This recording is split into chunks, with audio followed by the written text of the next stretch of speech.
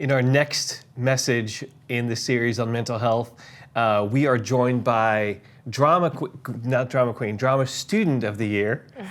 I love that you said that. Amy Sargent is here to talk about our anxieties, and man, and nothing will make you more anxious than being on stage and in front of all these people. I think that a lot of us would agree with that. What a great message! Thank you so much, and thanks for addressing something that I think most of us, right? Wouldn't you agree? Most of us deal with at some point in our life, when circumstances, when our own health takes a turn, or when our own there are so many times in our life where we become anxious to the point of it being an issue.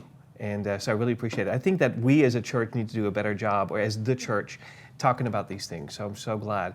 Just got a couple of follow-up questions. Sure. Just you'd mentioned how during the pandemic, your house has never been cleaner. Was there one specific area or spot in your house that became kind of like your organization safe spot? Absolutely.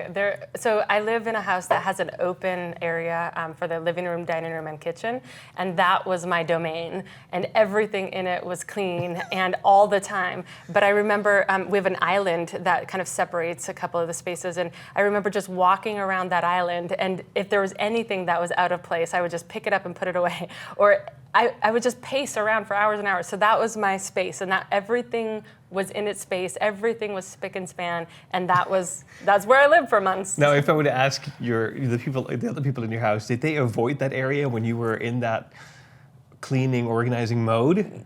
Yes, indeed. I think we were all under a lot of stress, and so they kind of all stayed in their own little places that they had to be in. But yeah, we each had our own little places, and that was mine. Yeah, and it gives you solace. It gives you a place to rest and to maybe move away from anxiety and fear and things that you talked about. You connected this issue of anxiety with a biblical character, with Moses. He also experienced doubts. He experienced fear. Now, usually comparing yourself to other people actually could lead to anxiety. Can you talk about a little bit about how this comparison to Moses can actually provide comfort, can provide guidance for somebody who's dealing with similar feelings? Yeah, absolutely. I think it's important to realize that what we do, especially in the life of Moses, we look at those verses in Hebrews, the things about his greatness and the things that he accomplished and all the things that he did by faith, right? And so again, this is what we do with social media. We are looking at the best, the highlights, the real of those things that are, yes, great accomplishments and great successes, but the reality of what Moses experienced was in those verses in Exodus, right? He had fear, he had doubt, he had self-doubts and reservations, and he did not want to do it, right? But he pushed through to become that great person of faith. And so when we are having any fears, or when we're thinking about our own selves, we often want to be that finished product or the way that we're going to be remembered for. But what we really are is in that fear spot of that trying to figure out, how to push through to become that. And so I think it's important when we're looking at it to have both of those perspectives in mind. I think it's really good. Because I think as Christians, especially at Cornerstone, we are compelled by the words and actions of Jesus. So I look at Jesus, to be my example, and I go, I can never be Jesus. He's He perfect. was God, but to say, let's look at Moses and let's look at somebody who's dedicated to the Lord. And he's had all those same challenges that I have, and yet he was counted as one of the greats in that chapter in Hebrews, the heroes of the faith. What a cool comparison. You also encourage us to not be ruled by fear. I think that's super important, and to help others in our community who may be struggling, and you may be sitting next to you, or maybe in a loved one close to you. What are some practical steps we can take this week to start implementing your advice? Sure.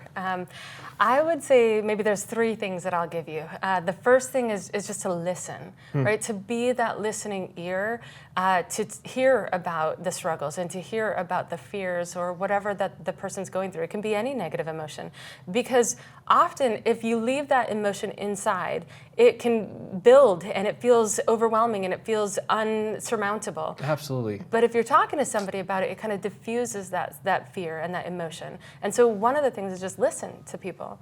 The second thing I would say is encourage them to figure out how to take a next step or how to push through that fear. You can be their cheerleader and encourage them just to take the next step, the one thing that they can do. Yep. Yep. And then the third thing I would say is to challenge them, right? To ask them, what is it that's keeping you in this spiral of self-doubt and in this fear cycle, so that you can maybe lessen whatever that is that's keeping you in fear. And whatever you have done to help with those positive views on life, maybe limiting social media or news or whatever it is, you can maybe encourage them to challenge the ways that their inputs might not be as healthy. And so I would say listen and encourage and maybe challenge them a little. I think that's the great advice. And I'm going to just end this with advice from you. I love when you said that everyone makes mistakes. Mm-hmm. That's why pencils have erasers. I've heard that too. We're not perfect. We're not expected to be, thank Jesus.